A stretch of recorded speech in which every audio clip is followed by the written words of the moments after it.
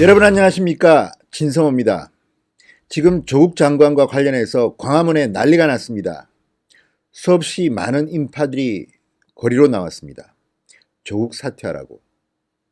그런데 지금 이와 별도로 검찰이 상당히 구체적으로 조국 장관 일가의 비리 의혹을 확보한 것 같습니다. 자, 이 조국 장관이 지난 인사청문회를 위해서 지난 8월 국회에 제출한 문서 한 장이 있습니다. 이 문서 한 장에 많은 것이 담겨 있습니다. 정경심 교수, 조국의 아들, 조국의 딸, 불법을 한 것이 드러났습니다. 자, 조범동, 조국 장관의 오촌 조카 조범동의 구속 기소 당시 공소장에 보면 이런 시사점이 드러난 것입니다. 중앙일보가 분석해냈습니다. 진성호의 융단 폭격, 조국 가족을 융단 폭격합니다. 방송에 앞서 진성호 방송 구독자가 아니신 분들은 붉은색 구독 버튼 눌러주시면 감사하겠습니다. 자, 이 조국 장관이 후보자 시절 출자 증서를 국회에 제출했습니다. 블루코어 밸류업 1호 사모투자 합자회사, 회사의 명칭은 이렇습니다. 자, 이 서울시 서초구로 되어 있고요. 출자 약정금 총액은 100억 1,100만 원입니다. 100억 1,100만 원. 회사의 납입 출자금 총액 및 좌수, 좌수는 5천만 원, 5천만 좌로 되어 있습니다. 그리고 여기에는 조국 장관의 부인, 조국 장관의 아들, 조국 장관의 딸, 그리고 조국 장관의 처남과 두 아들이 투자자로 되어 있습니다. 100억 1,100만 원입니다.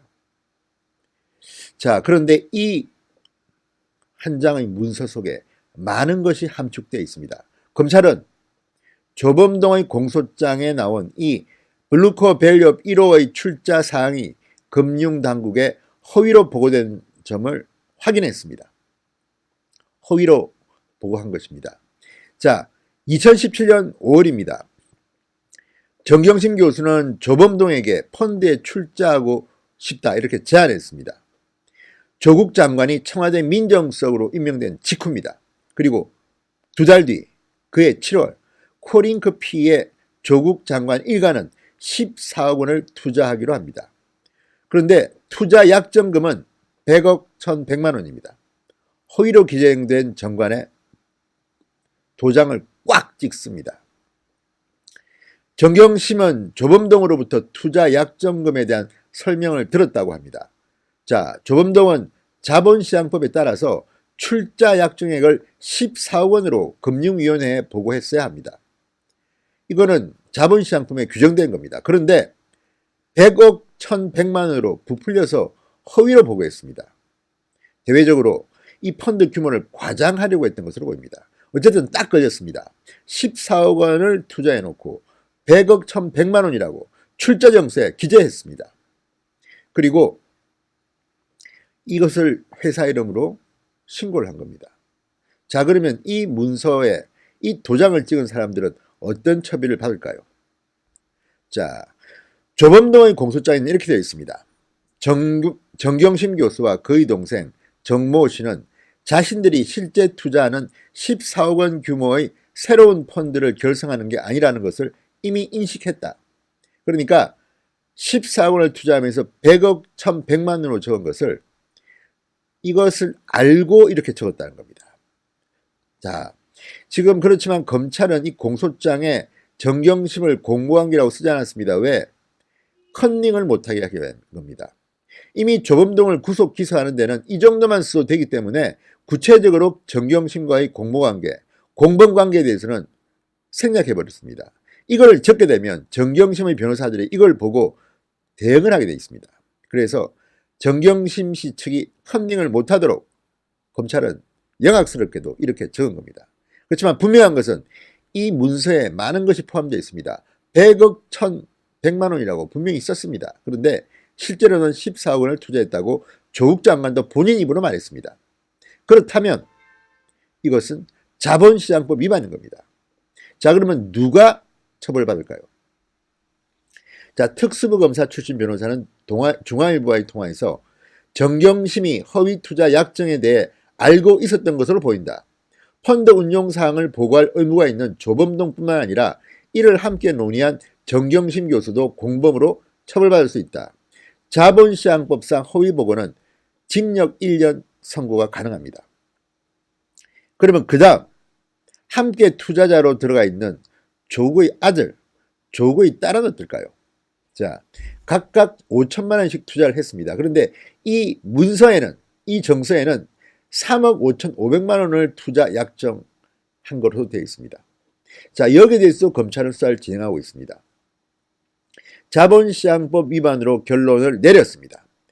조국의 아들과 딸도 자본시장법을 위반했다는 겁니다. 자, 코링크 P가 운용한 경영 참여형 사모펀드의 경우 현행법상 3억 원 이상만 투자할 수 있습니다. 그런데 실제로 조국의 아들과 조국의 딸은 각각 5천만 원씩 투자했습니다. 그러니까 현행법상 3억 원 이상만 투자할 수 있기 때문에 3억 원 이상으로 부풀려서 투자 약정한 것입니다. 이건 역시 불법입니다. 정 교수는 자녀 명의로 3억 원 이상 투자하는 것처럼 약정하고 5천만 원만 투자했습니다. 처음부터 자녀 명의로 5천만 원씩만 투자하기로 했지만 약정금을 3억 원 이상으로 설정해서 실제 보호가 가능하게 법에 맞게끔 한 겁니다. 이런 진술도 코링크 P 관계자로부터 검찰은 확보했다고 중앙일보는 보도합니다. 그렇다면 왜 이 사람들은 이런 짓을 했을까요? 자, 이거는 정려 문제와 관련됩니다. 이 사모펀드와 관련해서 조국 부부가 자녀들한테 증여를 편법으로 한다는 의혹이 제기됐습니다. 왜? 5천만 원까지는 증여세를 내지 않습니다. 증여세를 내지 않는 최대 한도가 5천만 원이기 때문에 이들은 교묘하게 세금을 내지 않는 5천만 원까지만 썼습니다. 그렇지만 만약에 이 펀드에 문제가 생겨서 다른 사람의 지분이 조국 장관의 자녀에게 돌아갈 경우 세금을 물지 않아도 되는 겁니다. 머리를 많이 쓴 것으로 보입니다. 자, 조국 장관가 블루펀드 투자액 14억 원입니다. 이 중 13억 8천만 원은 가로등 정밀기 업체 웰스 CNT에 1차 투자됐다가 이 돈은 2차 전지업체인 IFM을 거쳐 WFM 인수에 사용됐습니다. 그리고 이 영어 교육업체 WFM은 2차 전지업체로 사업을 확장합니다. 그 뒤에 문재인 정부는 2차 전지 사업 계획을 발표합니다. 이 모든 것을 보면 상당히 정황이 조국과 정경심에게는 불리하게 돌아가고 있습니다.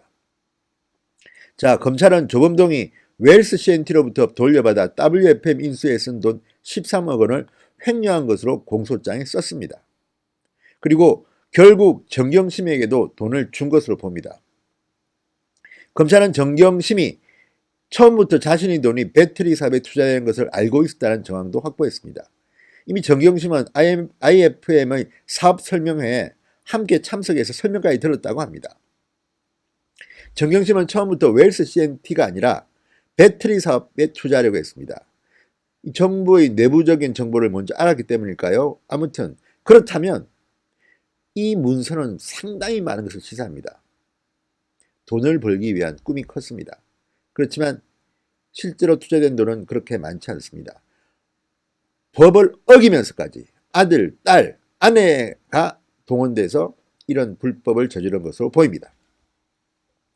자, 조범동 씨는 웰스 CNT 최모 대표와의 통화에서 웰스 CNT가 2차 전지업체에 투자한 것으로 되면 배터리 육성 정책 완벽한 정황이 된다. 이에 충돌 문제가 생긴다. 이렇게 말한 통화 녹취록을 이미 공개했고 검찰이 확보했습니다. 이 말은 무슨 말이냐? 이게 알려지면 정경심의 사모펀드의 투자처가 정부의 2차 전지 정보를 미리 입수했기 때문에 조국 장관과는 이해 충돌 문제가 생긴다. 불법이라는 겁니다. 이들은 이미 알고 있으면서 이렇게 준비를 했습니다.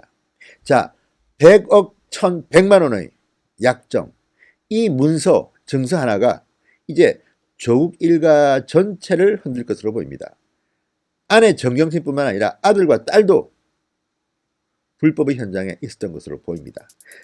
아무튼 조국 장관 계속 검찰을 압박하고 본인은 빠져나가려고 하지만 그럴수록 점점 더 늪속으로 빠져들 것 같습니다. 진성호의 윤관 폭격이었습니다. 여러분 감사합니다.